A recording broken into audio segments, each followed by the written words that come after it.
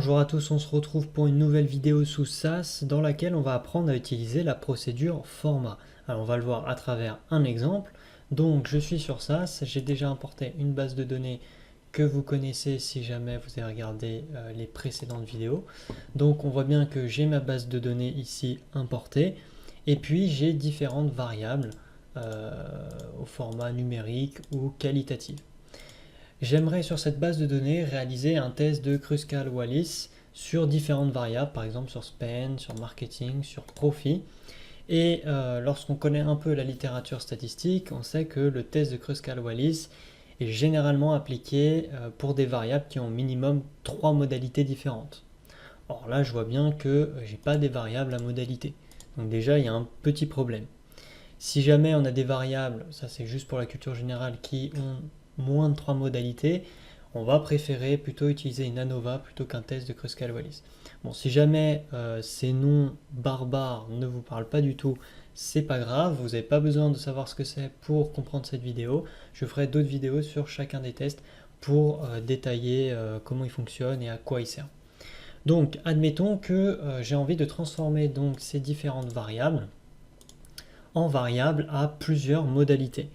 Comment je vais faire? Eh bien, je vais utiliser ce qu'on appelle la procédure format de SAS afin de recoder mes variables et avoir ces mêmes variables sous forme de modalités. Donc, je vais fermer la base et je vais commencer tout de suite. Donc, comment s'utilise cette proc format? Eh bien, j'écris donc proc format. Voilà, donc en fait, la proc format, ça va créer un format qu'on va pouvoir appliquer à une nouvelle variable que l'on va créer. Mais on va voir ça bien sûr étape par étape. Donc je crée un premier format, donc proc format. Ensuite j'écris value et là je donne le nom de mon format. Donc moi je vais l'appeler moda pour modalité. Ensuite je vais à la ligne. Donc là remarquez bien qu'il n'y a pas de point virgule.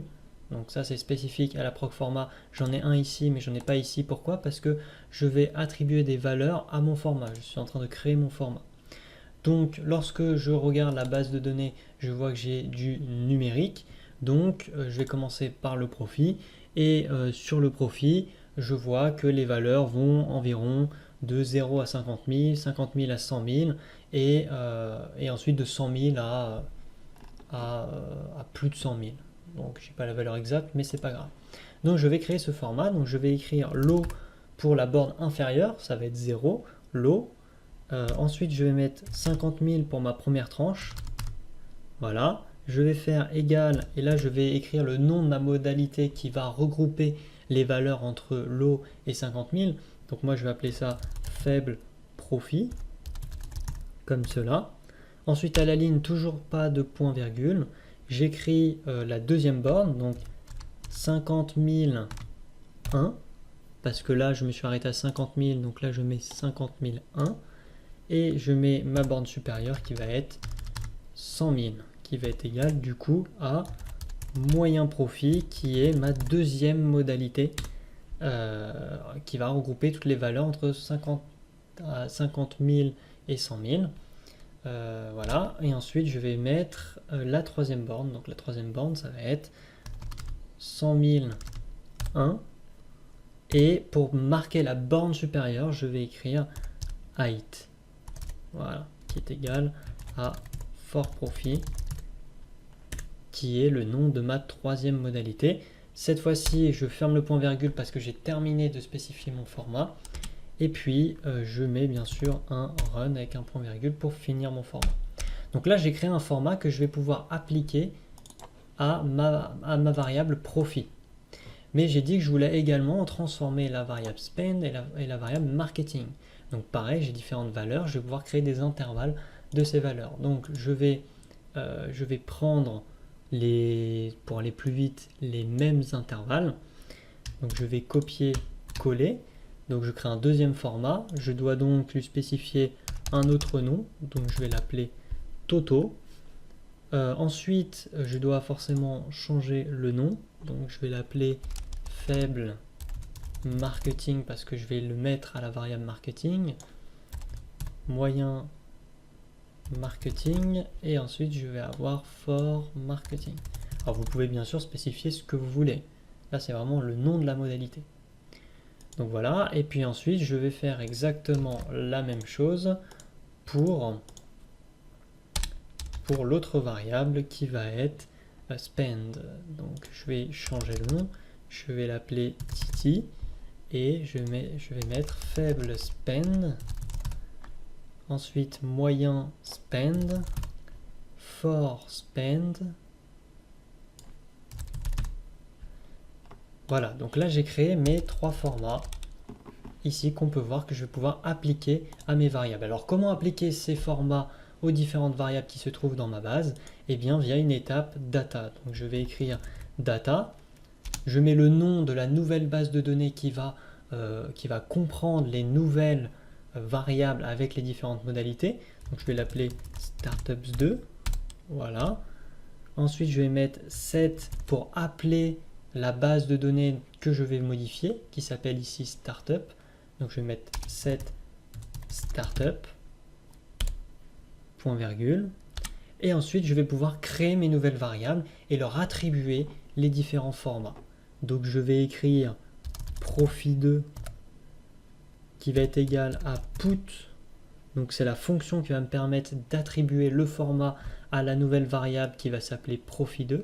Donc j'écris put profit. Alors pourquoi j'écris profit? Parce que la variable que je veux assigner le format s'appelle profit. Donc j'écris profit et ensuite j'appelle le nom de mon format. Mon format pour la variable profit s'appelle moda. Donc j'écris moda et je rajoute un point. Donc là normalement ça doit se mettre en couleur. Si jamais ça ne se met pas en couleur, c'est que vous avez oublié comme ceci le point. Donc on met toujours un point pour appeler le format. Je ferme, point virgule, je fais ma deuxième variable qui va être marketing2, qui va être égale du coup à put marketing, et le format du marketing c'était Toto, donc j'écris Toto point virgule, et ensuite je crée la dernière variable qui va s'appeler spend2, qui est égale du coup à put spend, et le nom du format c'était quoi? C'était Titi, donc Titi point fermé, point virgule, et je mets un run.